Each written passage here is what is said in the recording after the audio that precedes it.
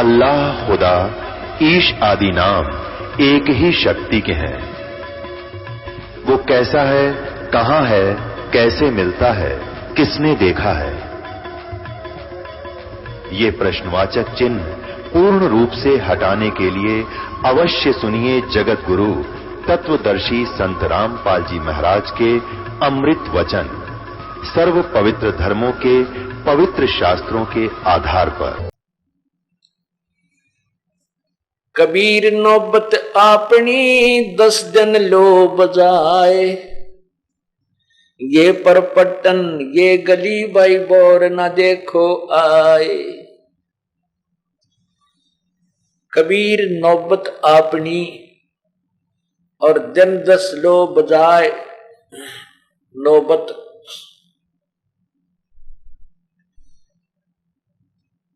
और ये पुरपट्टन ये गली बहुर ना देखो आए। जिनके नौबत बाजती और मंगल बदते बारे, एक हरि के नाम बिना वो गए जन्म सब हारे। अपनी नौबत अर्थात अपने किए हुए पुण्य और पाप कर्मों की जो भी आपकी कमाई है उसको, आपका जितना जीवन निर्धारित है इसमें खर्च लो। यदि पूर्ण परमात्मा की भक्ति नहीं करोगे तो आपका जन्म व्यर्थ हो जाएगा। क्या बताते हैं कि जिन राजा लोगों के नौबत बाजा करती थी वो ठाठ बाट थे, चारों तरफ उनकी जय जयकार हो रही थी और राजा लोग अपनी महिमा दिखाने के लिए हाथियों को अपने किलों के बाहर बांधते थे, लंबी कतार लगा देते थे। इससे देखने वालों को ये पता होता था कि इस राजा के पास कितनी शक्ति है, जिसके पास सैकड़ों हजारों हाथी बंधे हुए हैं तो कितना शक्तिशाली है। तो क्या बताते हैं कि जिनके नौबत बाजती और मंगल बंधते बारे, मंगल माने हाथी, एक हरि के नाम बिना वो गए जन्म सब हारे। अब अपने पुण्य कर्मों से राजा बना और राजा जितना समय तक उसका राज्य लिखा था उतने वर्ष रहा, उसके बाद या तो किसी राजा ने चढ़ाई कर दी या मृत्यु को प्राप्त हो गया या उसके पुत्र ने उससे राज स्वयं ही छीन लिया, जैसे औरंगजेब का प्रमाण है जिसने अपने पिता शाहजहां को कैद में डाल दिया और स्वयं राजा बन बैठा।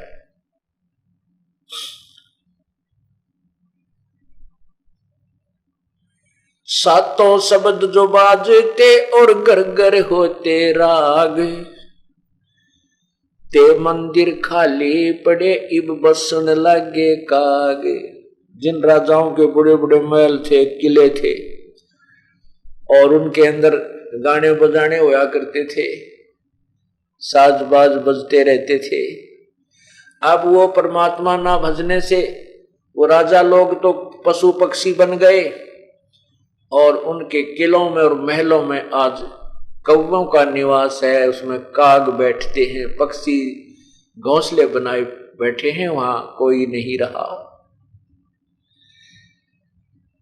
सातों शब्द जो बाजते और घर घर होते राग, ते मंदिर खाली पड़े इब बसन लागे कागे।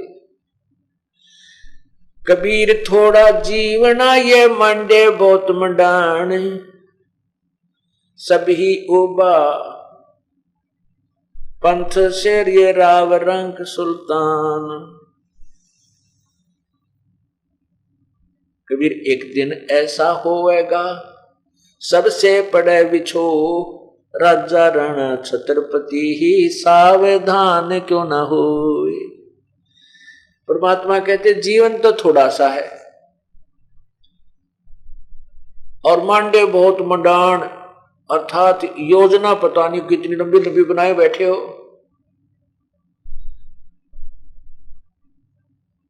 और सभी सफर हैं, सभी जो मुसाफिर हैं अर्थात सभी यात्री हैं और चल रहे हैं। अर्थात अपना जीवन रूपी इस सफर को तय कर रहे हैं, प्रतिदिन एक दिन पीछे जा रहा है और इच्छाएं और आशाएं और यहाँ पर जो आवश्यकताएं उनकी बढ़ोतरी, उनके अंदर वृद्धि हो रही है। लेकिन ये ऐसा क्यों हो रहा है? क्योंकि हम भगवान की महिमा से और अपने यथार्थ जीवन से अपरिचित हैं। कबीर थोड़ा जीवना ये मंडे बहुत मंडान, सब ही ओबा पंथ श्रीय राव रंक सुल्तान। एक दिन ऐसा होएगा सबसे पड़े बिछो, राजा राणा छत्रपति भाई सावधान क्यों न हो। एक दिन ऐसा होएगा कि आपको सबसे बिछो होगा, आप यहां से चले जाओगे, आपके साथ कोई नहीं जाएगा। इसलिए सावधान होकर के परमात्मा की भक्ति कीजिए। उज्जड़ खेड़े ठीकरी ये गड़गड़ गए कुमारे। आप देखते हो जगह जगह नगर के नगर नष्ट हुए पड़े हैं और उनका बहुत ऊंचा सा खेड़ा बन जाता है। उसको खेड़ा बोलते हैं जहां कोई गांव का गांव नष्ट हो गया है, डिस्टर्ब हुआ पड़ा है पहले का, तो उसको खेड़ा कहते हैं। कहते उसमें कितने कंकर पंथ पीटें और ये गढ़ों के ठीकरे यानी उनके टुकड़े पड़े हैं। वो भी ऐसे ही साजबाज से रहते थे जैसे आप लोग नगर में रहते हो, और एक पल में पूरा गांव का गांव नष्ट हो गया, वह कोई भी नहीं बचा। ऐसे यहां पर काल के जो है ना खेल हैं, ऐसे शितंब हैं जो हमने झेलने पड़ रहे हैं। उज्जड़ खेड़ ठीकरी ये गड़गड़ गए कुमारे, रावण श्री खे चले गए वो लंका के सिरदारे। रावण जैसे सारी सोने की लंका बनाए बैठे थे और यूं सोच बैठा था कि मेरी मृत्यु नहीं हो सकती, क्योंकि मैंने 33 करोड़ देवताओं को अपनी कैद में डाल रखा है और पूरे वैज्ञानिक तरीका, अपनी भक्ति शक्ति से उसने वैज्ञानिक तरीका भी अपना रखा था, सिद्धियां उसने प्राप्त कर रखी थी। कबीर कहाँ गर्बियो देही देख सुरंग। कहते हैं सुंदर शरीर ने देख के तू इसमें अभिमान मत कीजिए, ये तो ऐसे आपसे छूट जाएगा जैसे सर्प से कैंचुली छूट जाती है। सर्प के ऊपर से जैसे कैंचुली उतर जाती है, वो दोबारा शरीर में सर्प उसमें प्रवेश नहीं कर सकता, वो शरीर पर सर्प को दोबारा प्राप्त नहीं हो सकती, वही कैंचुली। तो यह उदाहरण देती है, शरीर ऊपर जो आपका है कवर, ये एक कैंचुली जैसा है, जैसे सर्प की कैंचुली होती है, और अंदर जो प्राणी है, जीव है, और वो सूक्ष्म शरीर है, वो अलग है, वो इससे बहुत भिन्न है और वो जीव के साथ रहता है। जैसे सर्प ने अपनी ऊपर की वह कवर त्याग दिया, इस प्रकार ये शरीर है। तो ऐसे ही कहते हैं, इस शरीर ने देखकर तू अभिमान मत कर, मत बोला भगवान, एक बार तेरे हाथ से छूट गया शरीर तो जैसे सर्प कांचली त्याग जाता है, इसे छोड़कर चला जाएगा, दोबारा इसमें प्रवेश तू नहीं हो पाएगा। ये तेरा शरीर नहीं रहेगा, मिट्टी में मिल जाएगा, इसको या तो दफना दिया जाएगा या सफा कर दिया जाएगा। कबीर कहाँ गर्भियो देही देख सुरंग, बिछड़ ब्या मिलबो नहीं जो कैचुली भुजंग। कबीर कहाँ गर्भियो इस जोबन की आस, के सो फूले विचार फिर खंखर वहे पलाश। कबीर कहाँ गर्भियो ऊंचा देख आवासे, काल पर भूले टेना तेरे ऊपर जमेगा से। परमात्मा कहते हैं कहाँ ये 2-3 मंजिल की कोठी बना के फूला फिरे है नालायक नादान, ये मृत्यु हो जाएगी, कल जमीन पर लेटेगा, वहां सभा कर दिया जाएगा और तेरे उस शरीर के ऊपर फिर घास जमेगी और वहां गधे खाएंगे और उस पर लोट लगाएंगे। कबीर कहाँ गर्भियो ये ऊंचा देख आवासे, कल पड़े भूमि लोटना ऊपर जमेगा से। कबीर कहाँ गर्भियो ये चामल पेटे हड, हैवर छत ऊपर छतर तल ते भी देवा खड्ड। कहते इस शरीर को देखकर तो इतना मत अभिमान करे, ये कुछ भी सौदा नहीं है, ये तो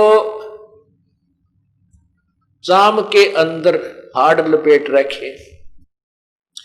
और जिन राजाओं के ऊपर छतर तना करते थे, छतर ऊपर ऐसे लेकर चले जाते थे और नीचे हाथी पर या घोड़ों पर विराजमान होता था, कहते हैं वो भी या तो गड्ढे में दबा दिए गए हैं यानी कब्र में, या उनको सभा कर दिया गया है। वो चले गए अपनी पूर्व जन्म की कमाई को व्यर्थ करके, जिन्होंने सत साधना नहीं की। कबीर कहाँ गर्भियो ये चाम लपेटे हड,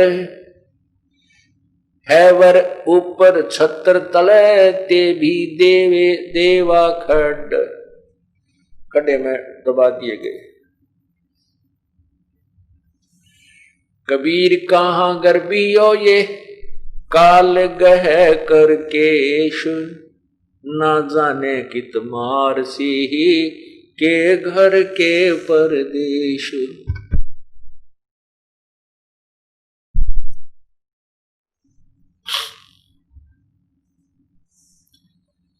कबीर कहाँ गर्भियो यो काल गह करके से।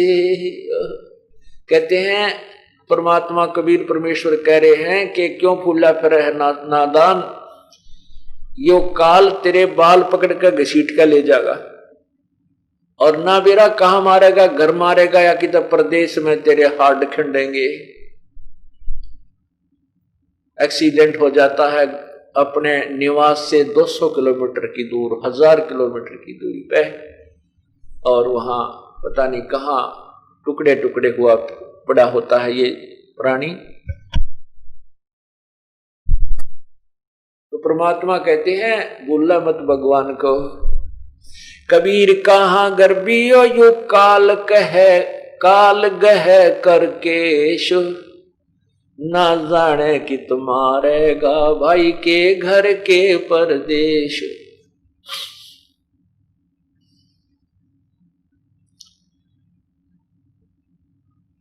ये ऐसा संसार है जैसा संबल फूल, 10 दिन के व्यवहार में इस झूठे रंग ना भूले।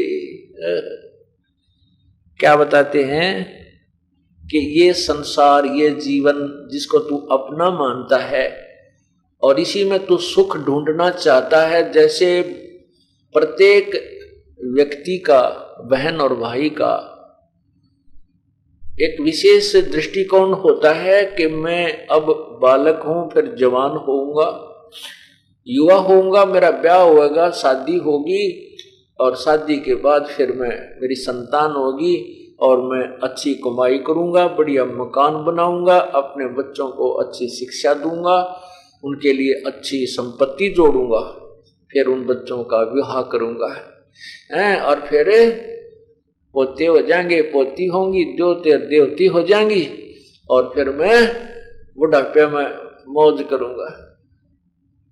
यह भूल है इंसान की। कहते हैं बुढ़ापे में तो मौज कर ली, तेरा जिए जानेगा जिसी मौज करेगा। अब ये ज्ञान बिना हम ऐसे अपने ही आप संकल्प विकल्प करके और सेट रहते हैं। कहते हैं कबीर ये ऐसा संसार है जैसा संबल फूल, और 10 दिन के व्यवहार को इस झूठे रंग ना भूल।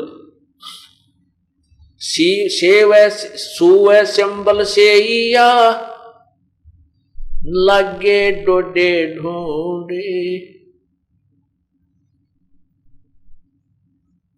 एक सुआ होता है, सुआ कहते हैं तोते को, और एक संभल का वृक्ष होता है।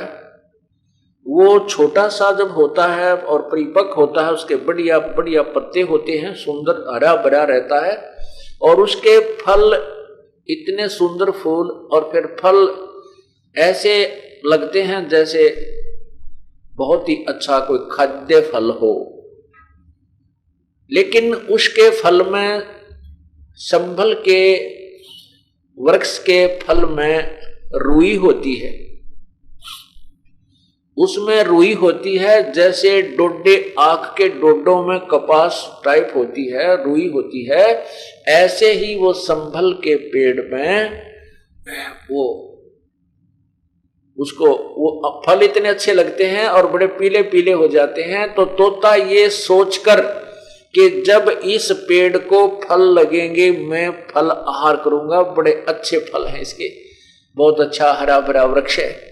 और जब वो फल परिपक्व हुए और तोते ने मारी चोंच आछी जचा के बढ़िया, क्योंकि उसको सोचकर ये फल बहुत मीठा मिलेगा, क्योंकि वो परिपक्व हो चुका था। जो ही तोते ने चोंच मारी दबा के और वह रुई फंस गई उसके मुंह में, जान बचानी मुश्किल हो गई। वो खाद्य पदार्थ नहीं था, वो जो वस्तु वो सोच रहा था वो नहीं थी। ऐसे ही बताते हैं कि तू इस संसार को और इस परिवार को ऐसे सिंभल के पेड़ की तरह सींच रहा है, आशा कर रहा है कि मैं जब इसके फल लगेंगे, अर्थात जब तेरे पत्ते पत्ती हो जाएंगे, फिर तू आनंद से सुख से रहा करेगा। कहते हैं फिर तो सुख तो रह लिया, तेरा जिए जानेगा। और ये ना दच्चा तीन बुढ़िया तो पूछ लियो बुजुर्गों से, उनकी लाके बन रही है। एक वक्त बना हमारा अच्छा अधिकारी रिटायर हुआ,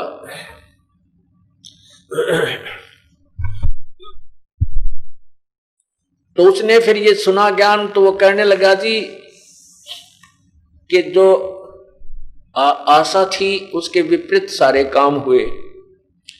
एक पुत्र, उसकी शादी कर दी, वह पुत्र वधू अब 16 माथे नहीं बोलती, और बेटा है वो भी बस मैं जानू मेरा जी जाने कैसे परेशान करता है। पेंशन मिली थी, जो भी रिटायर होने पर जो पैसा मिला था सारा ले लिया।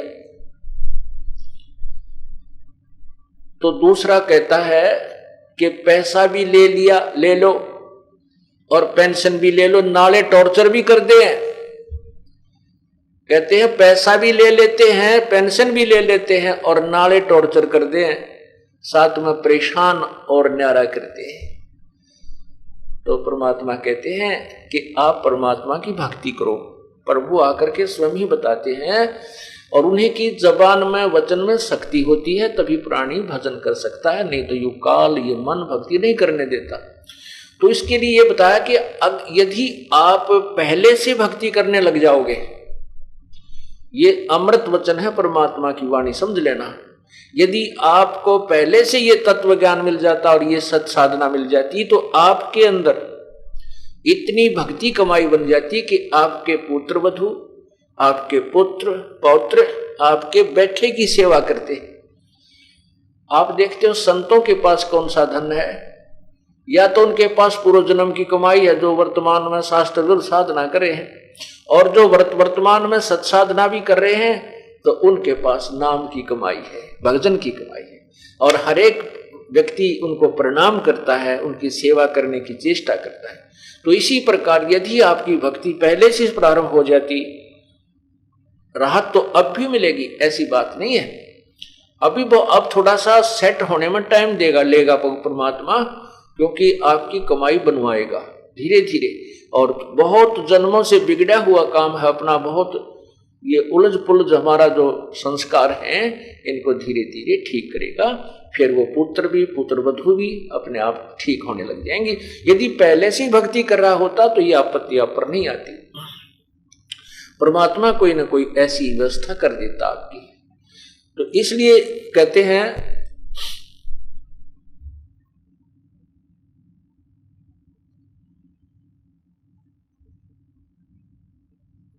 कर साहेब की बंदगी उस साईं को ढूंढे, शिव सुए सिंबल से या फिर लागे डोडे ढूंढे। उस परमात्मा की भक्ति कर और उसी परमात्मा की खोज कर, पूर्ण परमात्मा की। और नहीं तो जो संसारिक कार्य क्रियाएं तो केवल यही इन्हीं को करके अपना जीवन व्यर्थ कर रहा है, ये तो उस तोते जैसा हालत आपकी ऐसी हालत होगी कि जिस परिवार में तू सुख ढूंढना चाहता है नहीं, हाँ इस परिवार में तब सुख हो सकता। सब परिवार को आप नाम पर लगा लीजिए, कोशिश कीजिए कि आपके बच्चे भी, आपके पुत्र वधू भी, बेटियां भी, माता पिता भी परमात्मा के चरणों में आ जाए, उनका जीवन सफल हो जाए। और किसी कारण से ये वो नहीं मानते हैं तो आप अपनी क्रिया को मत त्यागिए। तो परमात्मा कहते हैं अपनी करनी पावेंगे क्या पिता के पूत, हिरण्यकशिपु तो हार गया और प्रहलाद भक्त अनुभूत। पिताजी नहीं माने, प्रहलाद ने बहुत समझाया था, पिताजी आप गलत साधना कर रहे हो और करवा रहे हो, आपके नाम से मोक्ष नहीं हो सकता, मोक्ष तो परमात्मा की भक्ति से ही होगा। इसी कारण से हिरण्यकशिपु अपने पुत्र का शत्रु बन गया और बहुत ज्यादा तंग किया उसको, बहुत ज्यादा परेशानियां दी, बहुत बार मारने की कुचेष्टा की, लेकिन प्रभु ने पल पल में रक्षा की। अंत में हिरण्यकशिपु को मार दिया गया भगवान के द्वारा और प्रहलाद भक्त को सुरक्षित रखा। तो यहां बताते हैं ठीक है, प्रार्थना करो, मनाओ, जहां तक अंतिम श्वास तक कोशिश करो कि यह भक्ति पर लग जाए। नहीं मानते हैं तो अपनी करनी पावेंगे के पिता के पूत, और हिरण्यकशिपु तो हार चला, प्रहलाद भगत अनुभूत।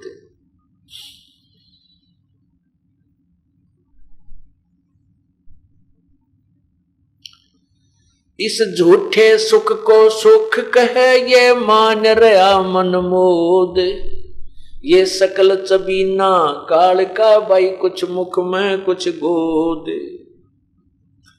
इस झूठे सुख को सुख कहे ये मान रहा मनमोद, ये तो सकल आहार कभी काल का, सकल कबीला ये आहार जो है काल का, कुछ मुख में कुछ गोद। सकल चबीना काल का, 1 लाख तो आज पूरे कर लिया उसने, 12 बजे तक और कर लेगा, रह रहे होंगे तो कुछ है? और बाकियों की तैयारी है, उनको गोदी में लिए हुए है, ये तेरा बेटा है, जैसे बच्चे को बलो के रखते हैं, गोदी में खिलाते हैं।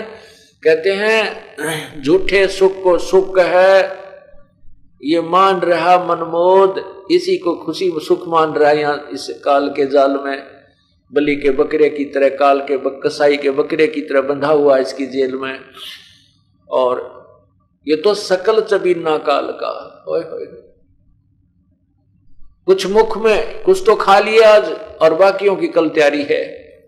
उनको शेष को यहाँ पर बाकी जो बचे हैं उनको बलो रखा है, ये तेरा बेटा है या तेरी बेटी है या तेरी कार है या तेरी कोठी है, इस लालच में ये यहाँ रहा रहे और प्रतिदिन इसका आहार बनता रहे।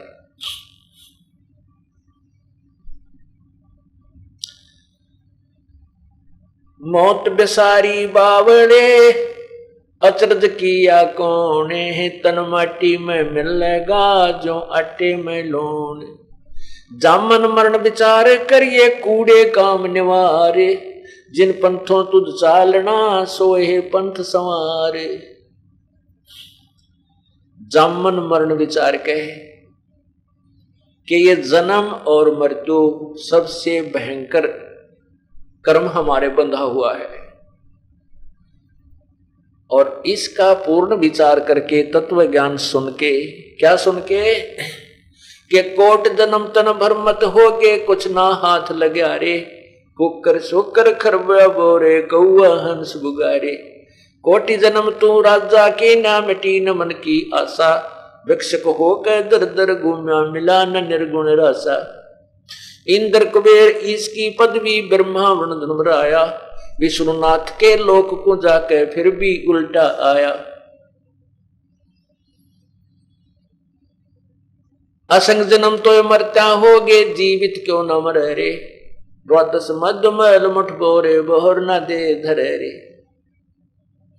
दोजक बहिष्ठ सभी तय देखे राजपाट के रसिया, तीन लोक से तरपत नाही ये मन भोगी खसिया। सतगुर मिले तो इच्छा मेटे पद मिल पदे समाना, चल हंसा उस लोक पठाओ जो आदि अमर अस्थाना। चार मुक्ति जहां चंपी करती माया होरी दासी, दास गरीब अभय पद पर से वो मिले राम अविनाशी। कहते हैं इन जन्म और मृत्यु के झंझट को विचार कर, ये कूड़े काम निवार, ये गंदे कर्म छोड़ दे, ये बदफैल त्याग दे, बीड़ी पीना, शराब पीना, तम्बाकू हुक्का पीना, मांस खाना, चोरी करना, जारी करना, डाके मारना, दो के 20 बनाना, रिश्वत लेना। कहते हैं ये जुल्म त्याग दे। जामन मरण विचारे का ये कूड़े काम निवारे, जिस जिन पंथों तो चलना सोहे पंथ संवारे। अपने उस रास्ते को साफ कर ले, परमात्मा वाले रास्ते पर चल। अपने जीवन सफर में जो आगे तेरे पाप कर्म को रूपी कांटे हैं, उनको इस सत्य नाम रूपी सिमरण से बुहार ले, साफ कर ले, तेरा जीवन ठीक रहेगा। वो कष्टदायी जो दायक कर्म है वो नष्ट हो जाएंगे।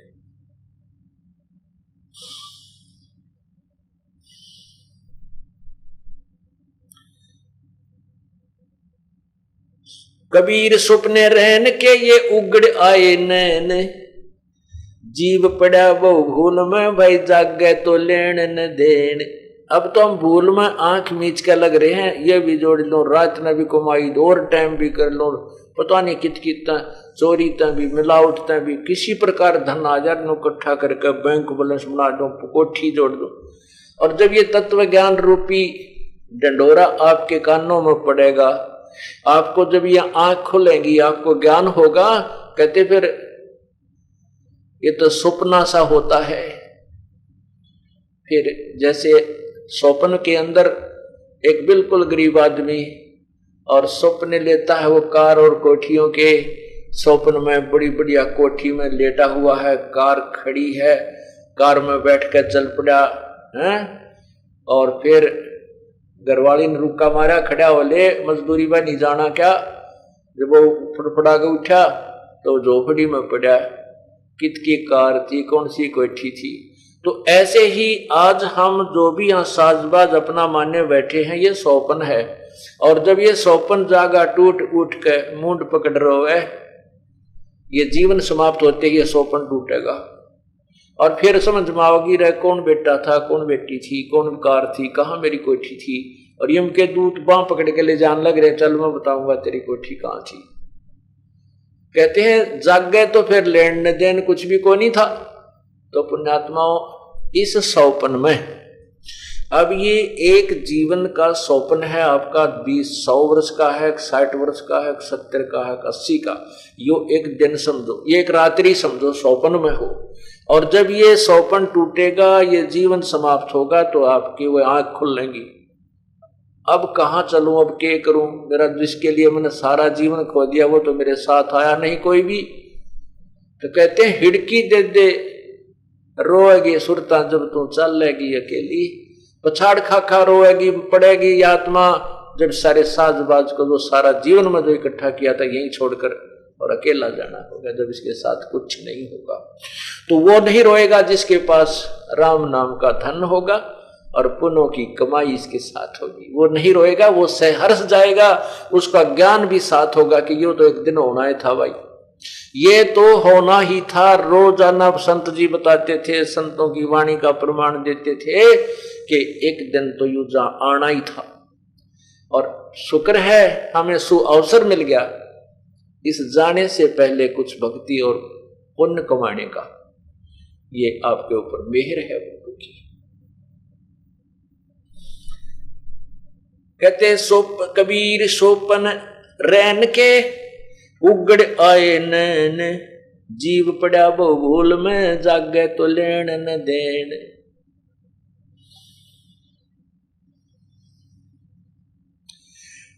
आज के काल के 5 दिन तेरा जंगल होगा वाश, ऊपर ऊपर फिरेंगे ये ढोर चुगंदेगा से। आज नहीं तो कल और ना 10 दिन में 100। यानी कहने का भाव ये है कि एक दिन तेरी मृत्यु होगी और तुझे ये घर बार छोड़ करके जंगल में ले जाएंगे, वहां तेरी काया का शरीर का अंत करेंगे और आपके शरीर की राख के ऊपर घास उगेगा और उस घास को डांगर खाया करेंगे, ढोर खाया करेंगे, ऊपर चरा करेंगे। कहने का भाव यह है कि हम इस शरीर से प्रिय किसी को नहीं मानते, उसके बाद अपने मकान कोठियों को अपना मानते। परमात्मा कहते हैं ये तो जब तक निर्धारित समय है तब तक तेरा है और इससे लाभ उठा जो हम बता रहे हैं। ये देही सोंगी नहीं, ये सस्ती नहीं है, ये महंगी रत्नों मोल, ये सस्ती नहीं है। और यदि इससे परमात्मा की भक्ति पुण्य नहीं किए, सतभक्ति नहीं की, तो ये देही किसी काम की नहीं, क्योंकि ये तो हार्ड चाम का पुतला है। और इस मिट्टी से 5 तत्वों के पुतले से हमने जैसे मिट्टी से सोना उगाया जाता है, खेती किसान खेती करता है उस मिट्टी से ही और मालो माल हो जाता है, ऐसे इस मिट्टी से हमने राम नाम का धन या खेती करनी चाहिए। वो ना करके हम बाकी जो कुमत कर रहे हैं और केवल संसारी कार्य में जीवन व्यर्थ कर रहे हैं, इसके लिए परमात्मा की वाणी हमें समझा रही है। परमात्मा कह रहे हैं कि इस जो संसारिक कर्म है इसके साथ साथ भगवान की जो भक्ति वाला कार्य भी अवश्य कीजिए। कहते मरे कबीर मरेंगे मर जावेंगे नाम न लेगा कोई, उजड़ जा बसेंगे ये छाड़ बसंती लोए। कबीर खेत किसाने का यो मर्गों खाया झाड़, खेत बेचारा के करे यो खसम ना करता बाड़े। ये 5 मृग काम क्रोध मोलो अहंकार रूपी जो मृग हैं, कहते हैं इस शरीर रूपी खेत को बर्बाद कर रहे हैं। और कहते हैं मृग तो खाएंगे भाई, ये प्राणी तो इनको खाएंगे खेत को, यदि धनी उसकी बाढ़ नहीं करेगा, उसकी कोई डिफेंस नहीं करेगा। तो फिर कहते हैं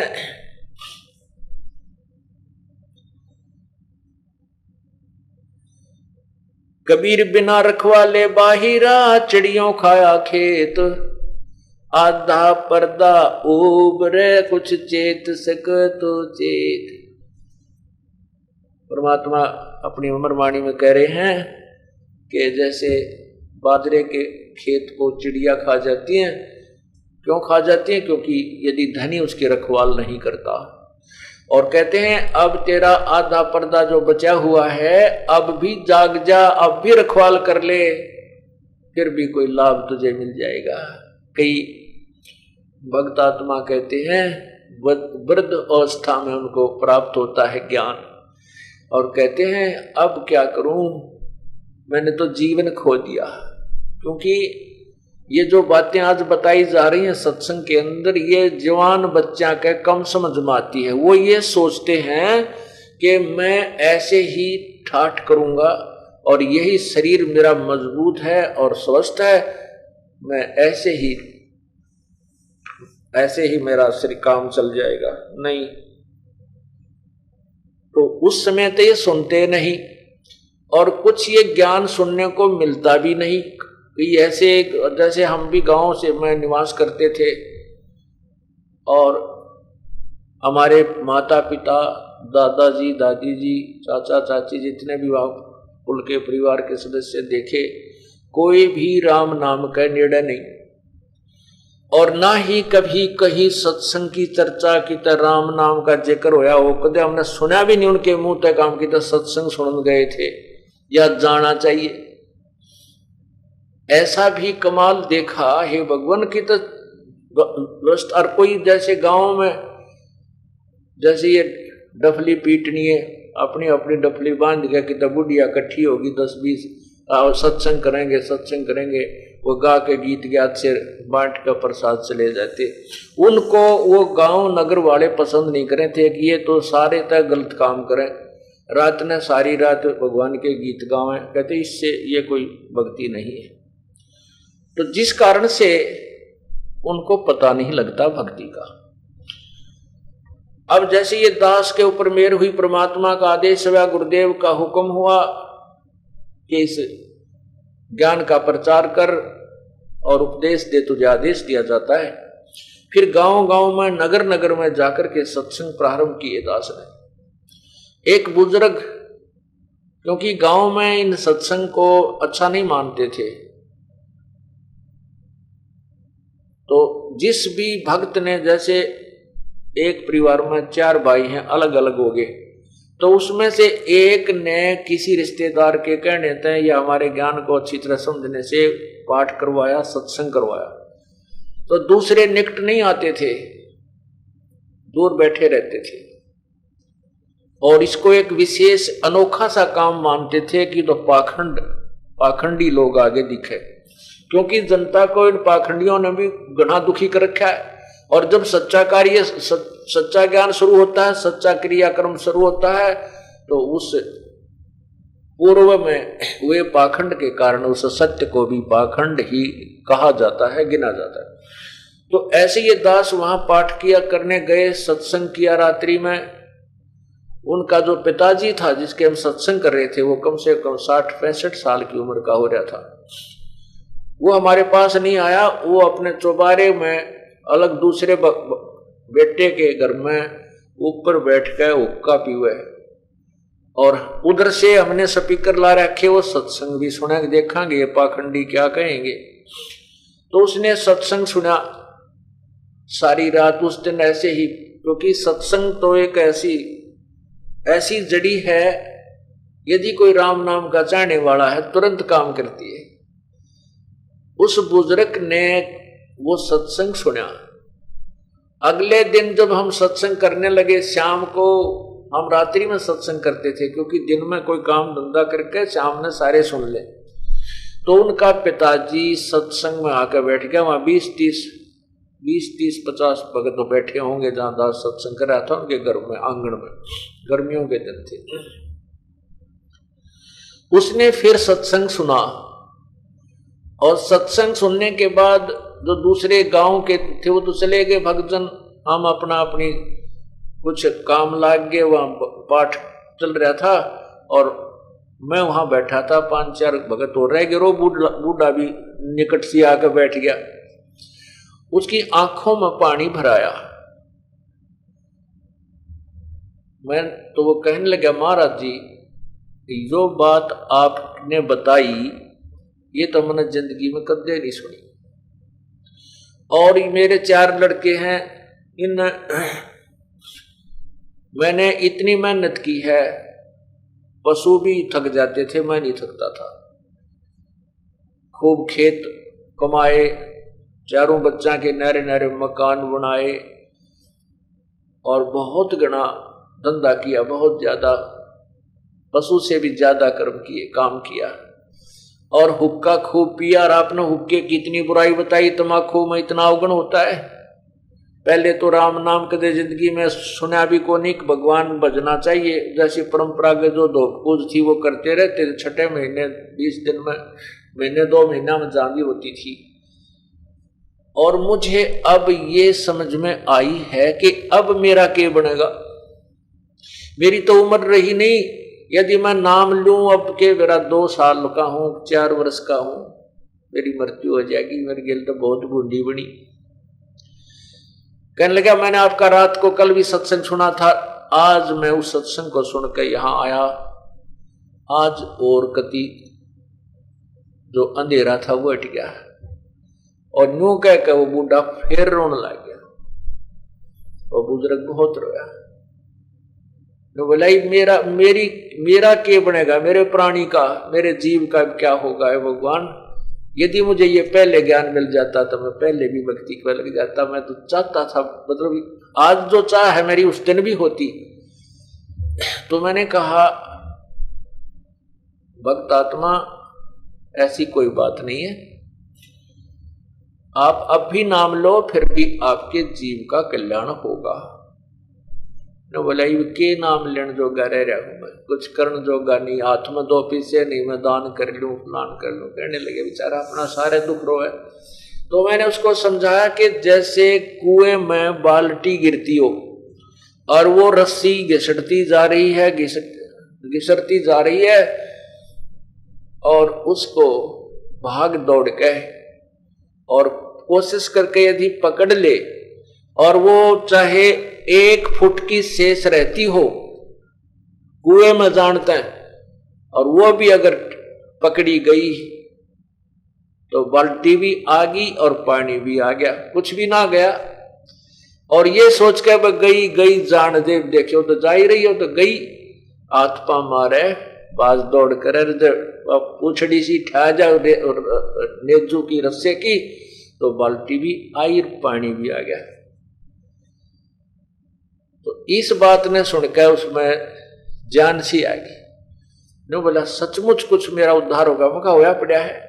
परमात्मा ने तो यहाँ कहा कि आखिरी सांस में भी ये सच्चा नाम पूर्ण संत मिल जाए तो भी मनुष्य जीवन तक दिवा देगा आपको, और मनुष्य जीवन मिलेगा तो फिर भक्ति भी कहीं न कहीं परमात्मा ये तो एक कलम सी चढ़ा है, फिर व्यवस्था भी आपकी करेगा। उस बुजुर्ग ने नाम लिया और लगभग वो 10 वर्ष जिया, खूब भक्ति करी, होका त्याग दिया। उस दिन ने बोला कति खुट्टी का टांग दूं, हाथ ही लाऊंगा इसका, ऐसा जहर है यू। तो पुण्यात्माओं कहते हैं एक के चोट सिधारिया जिन मिलन दाचा, जिनको परमात्मा चाहिए वो तो एक का 2 बात में समझ जाते हैं। जो ढीठ हैं चीकने गड़े उनके ऊपर चाहे कितना है कि मैं वर्षा कर दे सत्संग की। उसके लिए कहा है कि कोट वर्ष करे संगत साधों की, पत्थर का जल में के भी जय, और चंदन बन में रंग ला दे एक बांस बिटम्बी ना सींचे।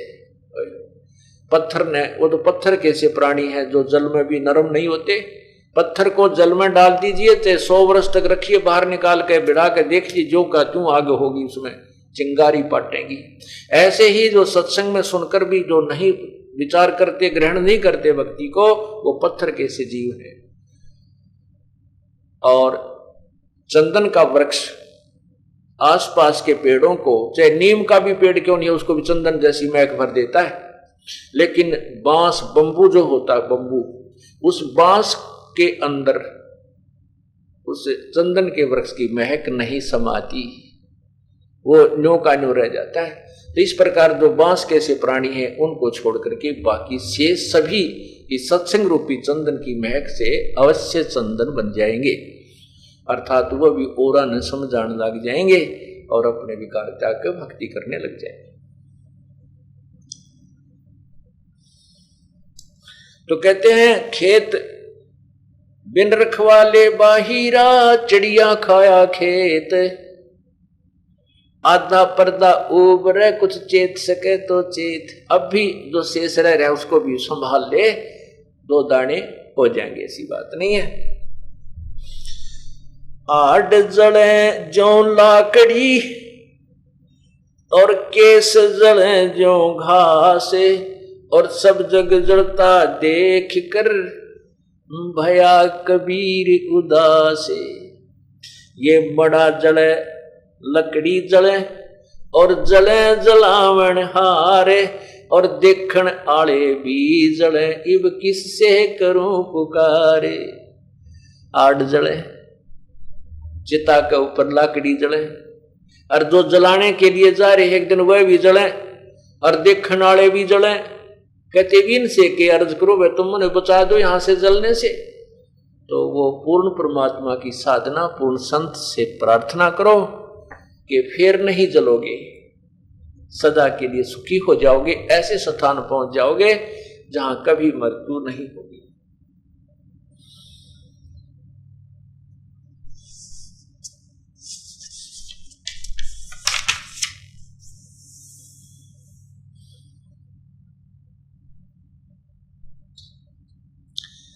कबीर इस संसार में यो गणा मनुष्य मतिहीन, राम नाम जाने नहीं यो माया के अधीन।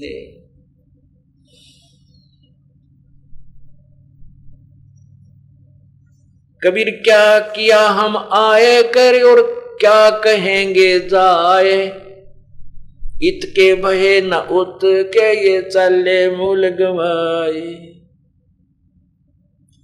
कबीर हरि की भक्ति बिन जग जीवन संसार, ये धुएं जैसा धौल हर बई जात न लागे बार।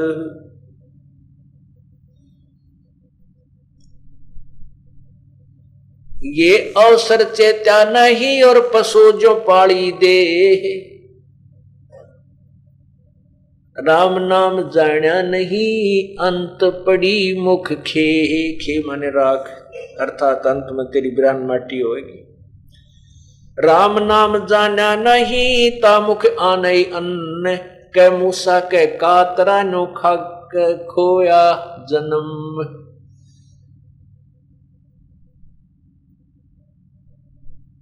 राम नाम जाना नहीं हुआ बहुत काज, डूबेगा रे बापुड़ा तो इन बड़े बूढ़ों की लाज। अब बड़े बूढ़ों की लाज कैसे बताते हैं कि भाई हमारे भक्त जो पुण्यात्मा बच्चे भी हैं, बेटे बेटी भी हैं, सभी नाम ले लेते हैं और फिर उनको कहा जाता है कि हुक्का, तम्बाकू, शराब, मांस पीने वाले को सहयोग भी नहीं देना है। ना तो शराब लाकर देनी है, ना मांस लाना है, ना उसके पैसे देने हैं। और आपके कोई बुजुर्ग हुक्का आदि पीता है तो उसको हुक्का भरकर नहीं देना है। तो यहाँ आकर बात अड़ जाती है कि भाई घर के गांव के लोग रिश्तेदार नो कहें भाई थारे तो आना है, फिर आपके यहाँ तो आना ही व्यर्थ है, तुम तो आए का आदर नहीं करते, तुम हुक्का भी ना भरते। कहते हैं ये लोक लाज में यदि तू बड़ा अड़ा रहा तो बिरान माटी होगी। आए हुए व्यक्ति को चाह पिला, दूध पिला, रोटी खवा, और घना तू ज्यादा सेवा करना चाहता था हलवा बना, काजू किशमिश खिला। हुक्का तो एक विष है, एक घोर पाप है जो तम्बाकू पिलाना और उसमें सहयोग करना, हुक्का भर के देना या बीड़ी ला के दे देना घोर पाप है। जैसे कोई अपराधी अपराध कर रहा है और उसमें कोई सहयोग दे रहा है तो वो भी अपराधी है, दोनों को सजा होती है। आप सत्संग में सुनते हो कि सो नारी जारी करे ये सुरा 500 बार, एक चलम हुक्का भरे वो डूबे काली दारे। कितना भयंकर पाप है एक हुक्का भर के देने का। हम छोटे से थे जब हमारे पिताजी, दादाजी, चाचे ताऊ हुक्का पिया करते, और कोई जैसे हम नहीं पीते थे और हम हुक्का भरने लगते तो वो न्यू कहा करते ना भाई हमने पाप लगेगा, और तुम जो हुक्का नहीं, और भी कोई जो हुक्का नहीं पीता वो चलम उठा कर चल पड़ता, उससे ले लिया करते कि ना भाई तुझे हमने पाप लगेगा तो हुक्का नहीं पीता, हम तेरे से नहीं भरवाएंगे। इतनी तो मर्यादा उस समय थी। और ईब तो जुल्म हो रहा है, वो हुक्का ना भरा तो बुढ़ा रुस जा, वो तेरा गजब बुढ़िया पियो है उकटी, और उकटी आवा बुढ़िया की, फिर दूसर में पुत्र वधु लेकर नहीं आई तो बुढ़िया रुष्ट हो जाए। ऐसा जुल्म कर दिया इस ज्ञान के बिना, कितने विकार कर लिए। औरतें पहले हम देखे माई हुक्के के निकट भी नहीं जाया करती थी, हुक्के का कितना पानी डल रहा होता तो उसके ऊपर को भी लांग करनी जाती थी। अरे हुक्का गुड़गुड़ा में कति पंचायत बना के बैठे गली में, सारे पीन लाएगी है तेरा गजब हो गया।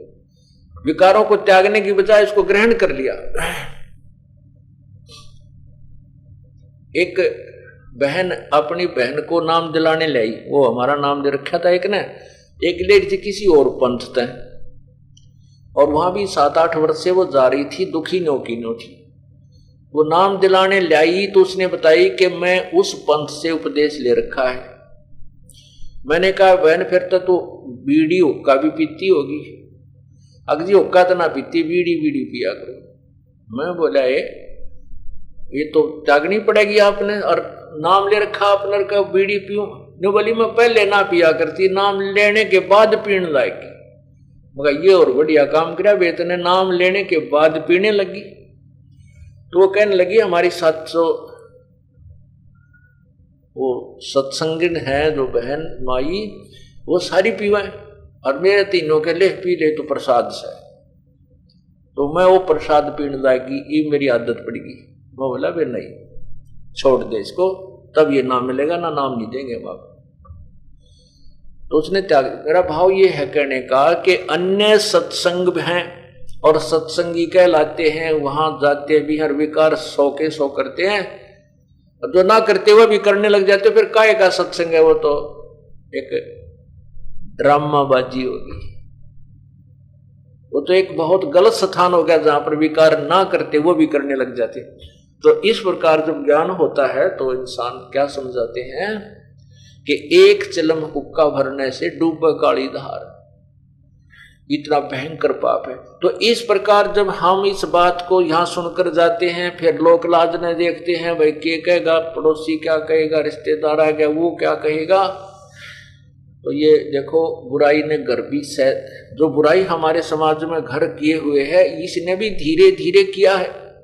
अब इसको ऐसे ही धीरे धीरे हमने नष्ट करना है। अब उस बुजुर्ग ने ये प्रार्थना करे कि यदि ये हुक्का और बहुत ही उत्तम मानते हो आप, तो अपने पोते ने या पोती ने पिला के दिखाओ। नहीं पिला सकते। यदि कोई बच्चा छोटा सा बालक और ऐसे नकल करता हुआ अपने दादा या पापा पिताजी की और हुक्का पी लेता है, गुरुडा टठा और आँखों में पानी फुल फुल खांसी उठे, तो फिर दादा धमका होगा, मारूंगा तेरा थप्पड़ जब फिर पिया है, बहुत बुंडी चीज है, इसने मत पीना। और आप पीने लग रहा, कमाल की बात है। बच्चे को तो खुरका रहा है, धमका रहा है कि मत पीना इसको, आज के बाद जो पीटूंगा, और फिर स्वयं पी रहा है और कहता है ये रहा बेटा एक ब्रिक है, और तेरा गजब है। तो इस प्रकार हमने इस बुराई को नष्ट करना है, समाप्त करना है। ये बहुत भयंकर है और बहुत महापाप हमें लगता है। हुक्के का जो तमाकू धुआं छोड़ते हैं, इस वायुमंडल में बहुत से प्राणी हैं जो उड़ते रहते हैं और धुएं के उससे अंधे होकर नीचे गिरते, फिर पैरों तले कुचले जाते हैं। ये भी एक घोर पाप। एक घूंट के धुएं में कितने जीव मरते हैं, वायुमंडल में बहुत प्राणी होते हैं। तो ये बेमतलब का पाप और इकट्ठा करने लग रहे। तो ऐसे कहा कि इस डूबे गारे बापड़े इन बड़े बूढ़ों की लाज, तो उस बुजुर्ग से को समझावे, उसको उसका भी वो विकार छुड़वाने की चेष्टा करें। तो कहने का भाव ये है कि ये लोकलाज में जोड़ जे रहेंगे, ये कहेंगे रिश्तेदार क्या कहेंगे, वो नाम खंड करता रहेगा, भक्ति करेगा नहीं, हुक्का भरता रहेगा, उसका नाम नहीं चलेगा क्योंकि फाउल हो जाएगा। तो वो बुढ़ा तो डूबा गेल, वो परिवार भी डूबो लिया। तो बुजुर्ग को भी चाहिए छोड़ दे इस बुराई ने। हुक्का पीने तक, हुक्का छोड़ने से मरा नहीं बल्कि जीव सुधर जाएगा। या खांसी उठे, कलेजा ने कप उसमें फंसा पड़ा रहे सारे दिन। तो एक बुढ़ा ने बोला सुबह हुक्का पी ले ना तो ये कप साफ हो जाता है, यानी बलगम साफ हो जाता है। तो एक डॉक्टर था, वो हमारा नाम ले रहा था, ने बोला यो कप बनावे धुमा है, इस तमाकू तो कप बनाए तेरा ऑक्सीजन की कमी के कारण बुजुर्ग। ने बोला रहने दे क्यों बकावे है, मान्या नहीं अपनी बात ऊपर रखे। तो उनको तो मरण दे कुएं में पड़ के ना मानते थे, बाकी समझाने की चेष्टा करे। और उनके साथ समझदार व्यक्ति को सहयोग नहीं देना चाहिए, चाहे राजी रहो चाहे नाराज रहो। बुजुर्ग आदमी समझदार होंगे तो अपने आप ठीक है, हम तब कुएं में पड़ेंगे पर तुम मत करो। वो भी एक अच्छी आत्मा है जो अपने बच्चों के नाम को खंड ना करवावे। आप ना मानता वैसे तो मानना चाहिए, उसको भी अच्छी चीज को ग्रहण करना चाहिए। एक हुक्का पीने वाला एक कमरे में बैठकर हुक्का पी रहा है तो बीड़ी पीता है, पूरे वातावरण को दूषित कर देता है। चाहे रसोई में भी कोई बैठा है वहां तक भी धुएं की जो न बदबू जाती है, पूरे परिवार के लिए वो हानिकारक होता है। ऐसे ही शराब, ऐसा घोर पाप है ये शराब का कि मदरा पीवे कड़वा जानी, पानी 70 जन्म कुत्ते के जानी। ओ तेरा गजब, एक जन्म कुत्ते का देख ले फिर क्या पीता खाता है वो। अब तो प्लाटून बने हुए कि उस समय पर टूक मिल जाते हैं, दो बढ़िया नौकरी मिल गई या कोई बिजनेस व्यापार ठीक हो गया तो कोई परवाह को ना, ये शरीर छूटेगा और एक दिन पशु पक्षी दुनिया में, कुत्ते की दुनिया में जाएगा वो मदिरा शराब पीने वाला। और फिर क्या खाए पिएगा, आपको पता है, गंदा पानी नाली में चाटता देखा ना। तो इस प्रकार पुण्यात्माओं परमात्मा की वाणी को हमने विशेष महत्व देना है। दीन गवाया दुनिया से या दुनिया न चाली साथ, पैर कवाड़ा मार लिया रे गफल अपने हाथ।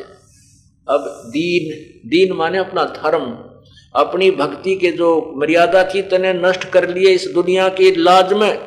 रिश्तेदार और बुजुर्ग के कारण के ये क्या कहेंगे, और या दुनिया चली ना साथ तेरी मृत्यु होगी। और कहते हैं पैर को आड़ा मार लिया रे गफल अपने हाथ, अपने जीवन को आप बर्बाद कर दिया तूने।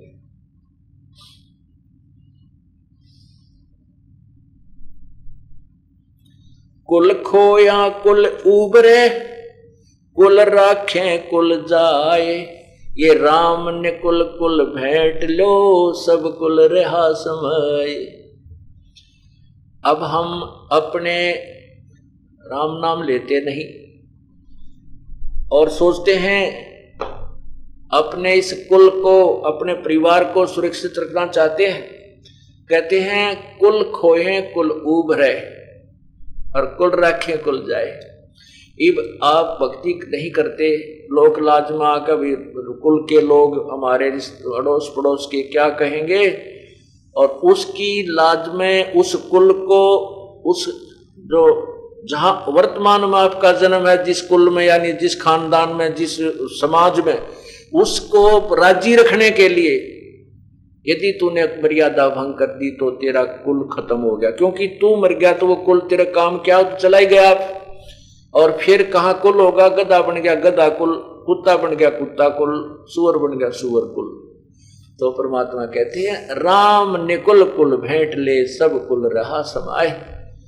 अपने ये राम कुल, ये कुल है अपना, यानी ये भाई बहन बेटी माता पिता माई, ये हमारा कुल है। इस जन्म में भी साथ, और अगला जन्म जब ना मोक्ष हुआ तो फिर हम इकट्ठे ऐसे ही सत्संग में भाग लग जाएंगे, और फिर धीरे धीरे हमारा किसी जन्म में मोक्ष होने का नंबर भी आ जाएगा।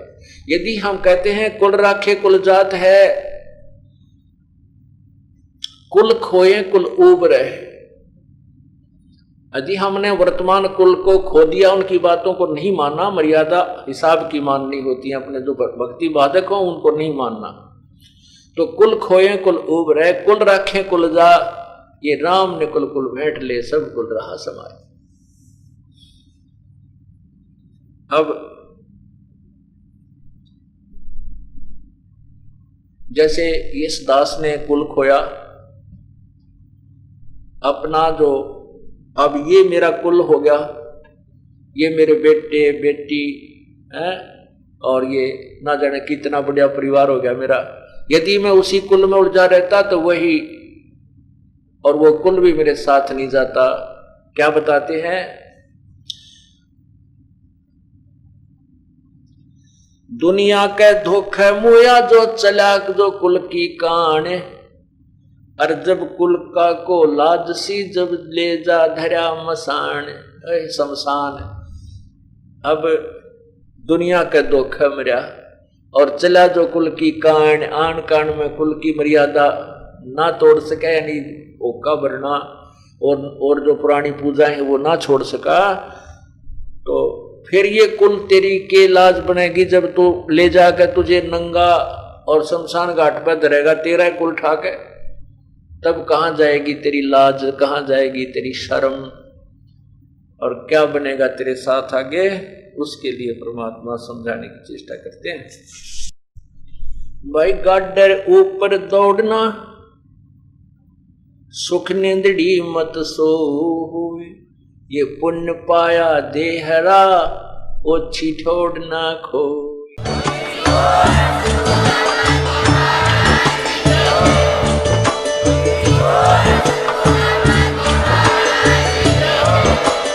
आप सुन रहे थे जगत गुरु तत्वदर्शी संत रामपाल जी महाराज जी के मंगल प्रवचन। अधिक जानकारी के लिए विजिट कीजिए हमारी वेबसाइट www.jagatgururampalji.org। संत रामपाल जी महाराज जी के शुभ आशीर्वाद से पूरे विश्व भर में 500 से भी ज्यादा नाम दीक्षा केंद्र हैं, जिन पर संत रामपाल जी महाराज जी द्वारा ऑनलाइन निशुल्क नाम दीक्षा दी जा रही है। अपने नजदीकी नाम दीक्षा केंद्र का पता करने के लिए संपर्क करें 8222880541।